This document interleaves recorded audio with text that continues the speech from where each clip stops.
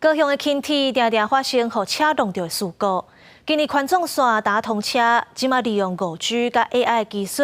会当互驾驶伫第一时间知影头前路口的状况，希望会当减少事故，嘛减轻驾驶负担。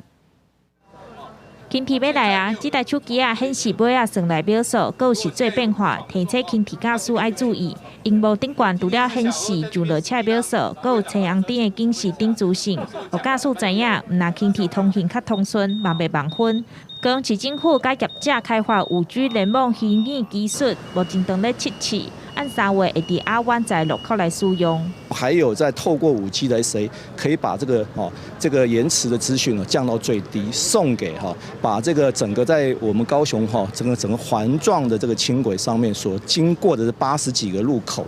那我们这一次实证场域是在10个路口。这项技术是利用5G 网络加 AI 预判来设定光达加雷达的感应，将轻铁号机转变做车联网的资讯，驾驶嘛会当连面掌握真实路口的状况。因为去年就发生20件车辆弄到轻铁，即马轻铁拢总有80来个路口，未来市府会陆续增这项技术，来避免事故发生。让所有的这个资讯能够快速的传递，不用不用用猜的，用直接就知道。如果他要有一些